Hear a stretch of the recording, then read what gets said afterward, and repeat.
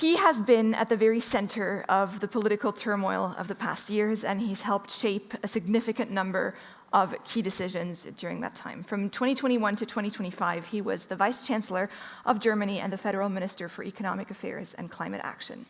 He also led Germany's Green Party for 4 years, and before that served as Minister of Schleswig-Holstein. In 2025, he finally made the decision to leave politics entirely, and he's now turning towards teaching and research. And so from all of that experience, he truly is uniquely positioned to share his vision of a strong Europe. Ladies and gentlemen, one final speaker for today. Please give him just as warm a round of applause as you gave everyone else, the former Vice Chancellor, Robert Habeck.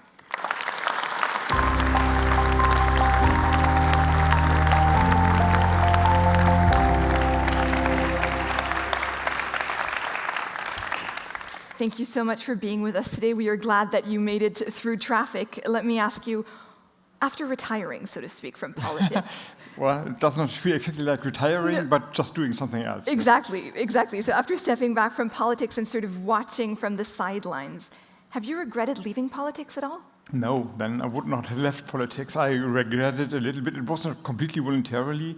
There was an election in Germany, and if I had the chance to stay in office, being minister again, I would not have left politics, but the sovereign decided otherwise. And so the only, decision I could have taken is, should I now sit there and weather the next years? Also with a feeling, not really understanding what's going on, just following, repeating the same time again and again what I have said before, and a little bit like pointing to all the problems saying, well, I told you so, or do I somehow search an outward perspective and maybe other experiences? And that was the decision. So I'm here on the stage, I'm working now in Copenhagen, I accept invitation from universities. So in a way, I'm still doing political stuff, but not in parliament. So, and I don't know where this is leading me to, actually, but this freedom of not knowing is actually the best power resource I can think of. So for me personally, it's really working. It sounds very exciting.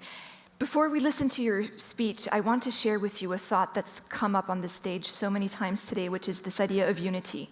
And you also said once in an interview with Swiss Public Broadcast that the answer to this America First movement is Europe united, right?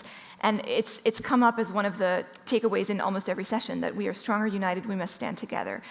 And yet there are such strong forces within Europe, such significant forces within Europe at the moment who have no interest in this unity, who are very okay with strongman politics, who are very okay with the law of the jungle, and these forces have been on the rise very steadily for the last years. Do you have any thoughts on how we get away from this fragmentation towards Well, it would take me 20 minutes to develop this thought, basically, because this is exactly, I was asked to wrap up your conference or the debates of the past 2 days, and so I followed the debate online a little bit, and I know that you were very much into details sometimes, and AI and competitiveness, European competitiveness. So what I try to do now in the next 20 minutes or so is really to answer your question, so I will do so in a minute. But I would say, and this is my attempt to work it out now, these forces in Europe are not well-meaning with the very core of the European idea. The idea of Europe, what we call democracy, is an idea of limiting power. That is the core of the understanding of European Union. After all the wars we fought on our continent, after the experience of German Nazi fascism, visionary people came up with the idea that we can unite and develop a peaceful Europe, and this means that not the one with the strongest army can just invade another country, or not the richest people should decide where democracy is going to. And so at least some of the people, I'm thinking of the German party AfD now, they really hate this idea. They are open for, we call it now, authoritarian ideas or governments. And this is very much against the very core of what the United Europe is standing for. And therefore, I don't know if they hate the idea of Europe, but they in a way, they listen more to Putin, I sometimes have the feeling, than believing in the idea of the progress of the European Union. So that was a snippet of the short answer. I will let you give us the long one. The stage is yours for the Lucerne Speech 2025. Yes, thank you very much. And I will also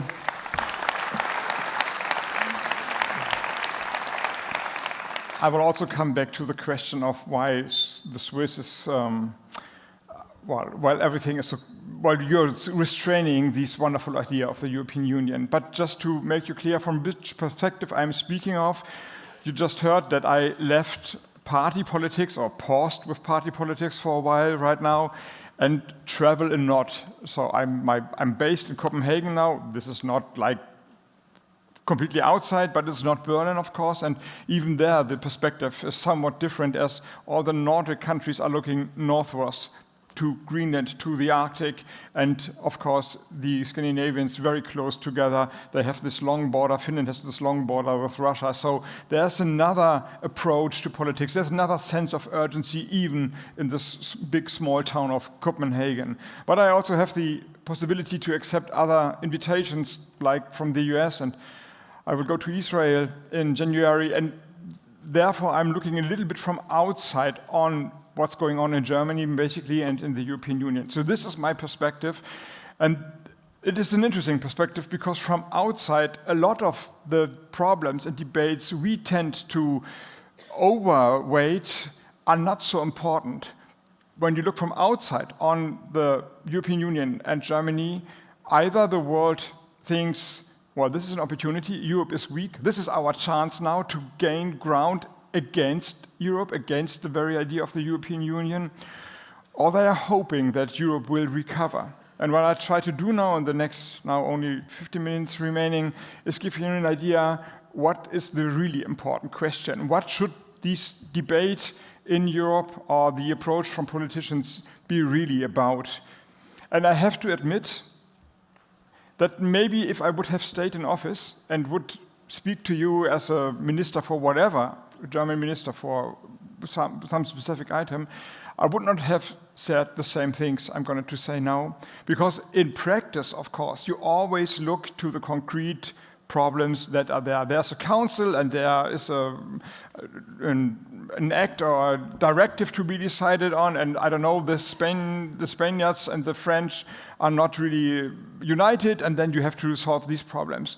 So this now gives me the opportunity to see the bigger picture. And the bigger picture, and this is maybe a good starting point here in Lucerne, as Zurich is just behind the traffic jam actually, is that Europe was forged out of crisis. Crisis is the very engine of the European Union. We all know it, but we don't really remember it all the time, that it was during Second World War, not after, but during Second World War, that visionary men and some visionary women developed the very idea of a European Union. And they actually talk not about the European Union, but of the United States of Europe. And this is extraordinary because not only the last 200 years, or maybe even longer, the European nations fought against each other, but in this horrible war, after the Shoah, after the fascism in Central Europe, giving up sovereignty and trusting each other, developing something new, it's like turning the table upside down. It was extraordinary, and it was Winston Churchill, later on then Schuman and Monnet, who developed this very idea.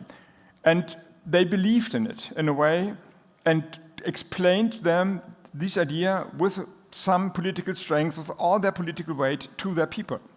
And I guess I wasn't born that time, and nobody in this room was, but I guess there was a lot of resistance to this very idea. The French must have hated it. Germany, after what the Germans had done in France or in the Netherlands and even in the Nordics.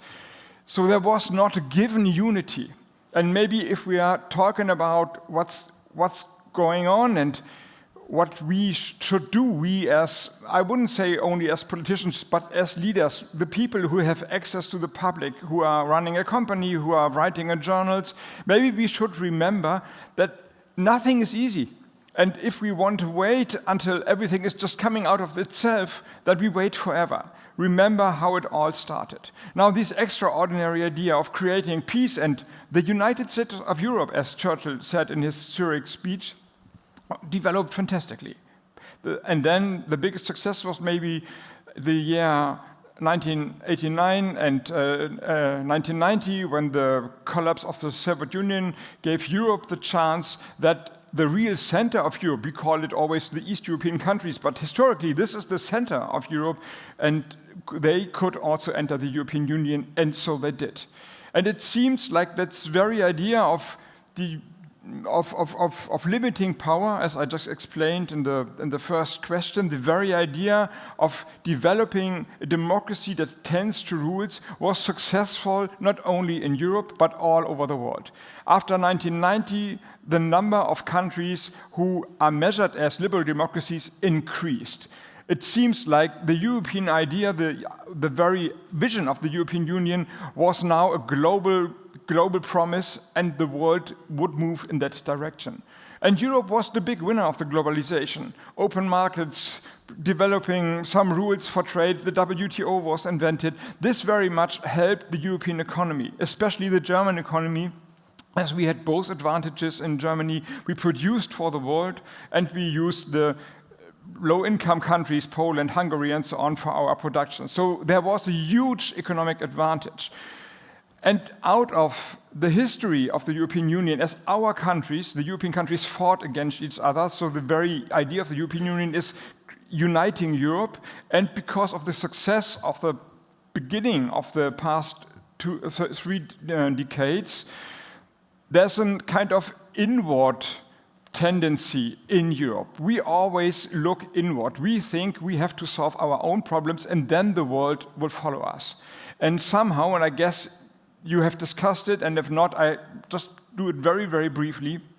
Somehow, the Europeans, so to say, I don't want to blame anyone, but the Europeans have overseen in the past that there was a tipping point. Things have changed. It was not that the increase of liberal democracies was ongoing. It started well after 1990, but in 2010 and later on, there was a tipping point. And suddenly, authoritarian governments were regaining strength, were there. And also the positive effects of the globalization, that not only Europe, but also other countries like China and India, obviously, but also Indonesia, Vietnam, Thailand, and South American countries gained their fair share of the growth of the global economy. That people also in developing countries had better access to healthcare and education. Somehow, this upside of the globalization turned to a downside. This would be my explanation to all this polarization and right-wing movements that are sweeping through the world, that the very base of it is in economic development. Whereas an upside, there's a downside, and people in rural areas, people in the commodity sectors, I would argue, where energy and maybe metals are produced, they suddenly felt that they are not part of the winning game anymore. And we, the Europeans, have not really realized that the belief that we are now on the winning side is challenged now by other political ideas and other political players. Well, then we woke up. We should have woken up earlier, actually, latest in 2014, when Russia first time invaded Ukraine. But I think you know the story, that Germany decided in 2015, so 1 year after Russia invaded the first time Ukraine, to build Nord Stream 2. That was 1 year after the invasion, and then Germany sold all the gas storage, not all, but a lot of the gas storage capacities to Gazprom and to Rosneft, the oil industrial sites in Eastern Europe and in Eastern Germany. So that was, from nowadays, stupidity and political blindness. But to be honest, not everyone was, or maybe few people were aware how deep this change in politics would be. Now we are facing a world, and this is what I experience now traveling a lot, where we are quite alone. Europe is really quite alone, and this is for 2 reasons. First of all, we have this colonial history. We were the imperialistic powers who occupied large areas of Africa, South America, and India. So I experienced it many, many times in my time in office that I went to my Indian colleague and said to him, well, we are buying the Russian oil. Maybe can't you just stop it and help us now ending the war by not supporting Russia? And he said, well, how dare you come to me, a European politician, and ask us to help you? This is your war, completely your war. Where have you been when we had our problems with Pakistan? Where have you been when the Brits occupied India? And where's your excuse for all these 100 years of whatever, occupation? The same happened in South Africa, for example. I asked them to do the same, not supporting Russia, joining the side of support of Ukraine. And the South African government said to me, well, you're funny, Robert. You were one of the last, the Germans, the Europeans, the government, who supported apartheid. The Russians helped us there at that time. They were on the side of the SWAPO. But you supported the apartheid regime. And now you come from a higher value or moral attitude and ask us to be on the better side of history? This is not how it works. So there's no well-meaning by the developing countries. They haven't forgot the colonialistic history and the imperialistic history. They want to have their fair share of the now developing world, and that means we should not expect help from them. If we enter in a relationship with them where they can benefit, they're fine with that. But they are not like, oh yes, you have the higher moral ground and this is a liberal democracy, we try to help you out. This is not going to happen. And then of course, and even worse, there are the ones, and that was exactly the question you asked me, there are the ones who really hate the idea of limiting power. And you don't have to close your eyes to think about who I might mean. But these guys now, they are the rulers of the existing superpowers. They want unlimited power, maybe also personal unlimited power or personal wealth. I don't know how far corruption is reaching now in this government as well, but I don't know if you know Anne Applebaum, who wrote a really groundbreaking book, Authoritarian Incorporated, and she said in this book that all the authoritarian governments, they have different ideologies. So some are very right-wing and nationalistic, maybe Russia, some are communistic like China or maybe North Korea, some are libertarian, authoritarian. This is a funny mixture, but it's not funny, but it's interesting, let's say that way, what's going on in the US. But they have one thing in common, maybe two things. They work together very, very well. They help each other out, and they always want to have personal profits. So this is not just a side remark. You can, I think, measure what's going on by using these two criteria. Who is understanding whom, and who has a personal interest in being into power.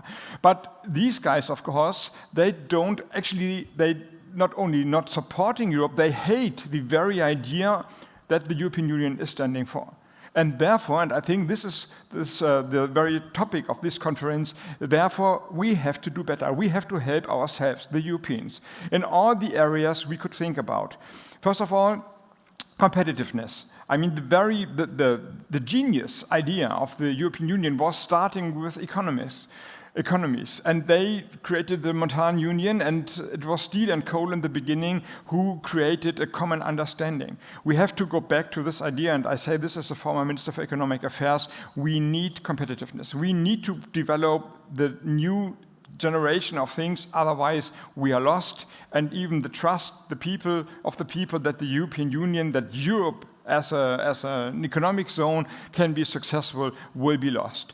That's important. I can't really go through the different sectors, but AI, as you asked, is definitely one part of it, and there are possibilities. Yes, I guess the race for deep language models now is lost, but there's a lot of data in manufacturing. The old strengths can be the new strengths, using this and creating value chains out of supply chain understanding and using this for an artificial intelligence in the manufacturing side, I think is a great, great opportunity, and I wish that the movement would be stronger and the investment, the capital would go into this direction, but it's obvious that there's a chance.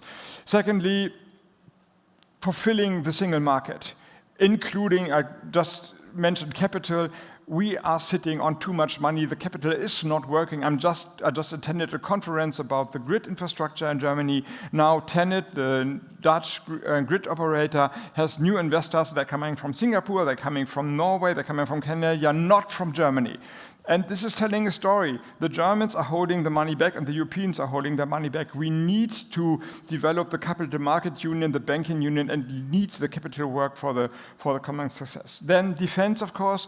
I have to say, sorry for arguing that strong in this direction of defense. It was part of your conference, I know, but we need a common European approach.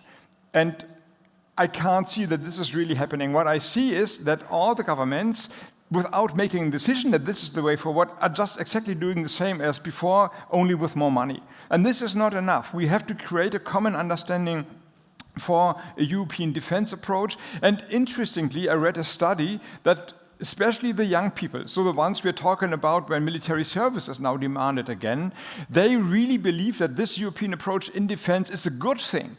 And I can understand why. I mean, I would call myself a European patriot, but the younger generation, the ones that are living in Copenhagen, for them Berlin or Vienna or Barcelona is just another town. They're flying back and forth, and maybe they use a train sometimes, but they have a really European heart and understanding. But also in hardcore politics, imagine, I mean, talking about reliance, I don't know if you discussed this topic. This includes, of course, nuclear capacities. We need the defense deterrence capacity in Europe. But imagine Germany would now say, we need a nuclear-armed army. I think everyone would shy a little bit back. Germany now, with its history, apart from the idea that Germany would not accept that, and the Germans would not accept it. But imagine that there's a European approach using the Brits and the French arsenal and maybe develop it and Europeanize it. In my ears, this sounds reasonable. I don't know if the French are really into this and would follow this path, but the ones who now have a European idea, for them, I think this is a good idea to go into this direction. Also, the critical points are easier to solve when you have a European approach. The world picture, the world order of the future is unclear now.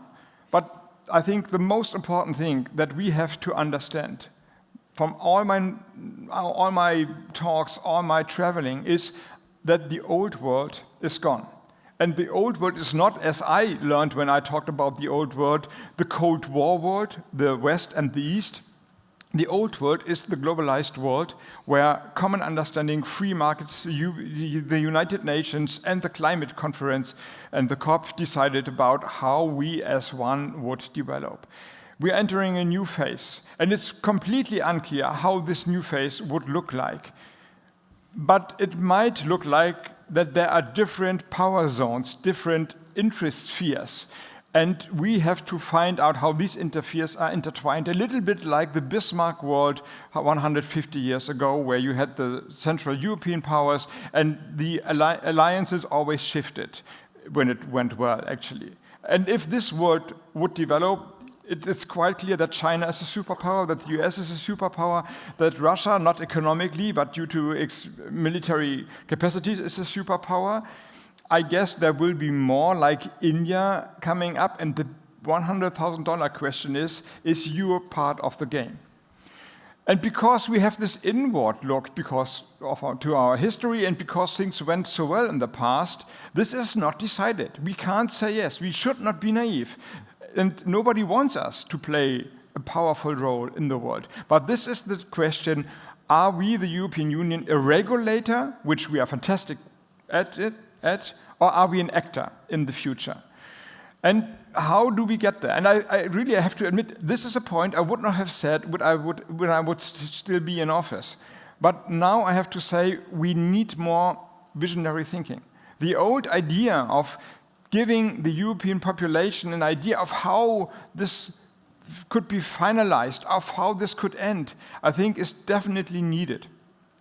And it seems like outdated, because now, as you just asked me, everyone is looking inside.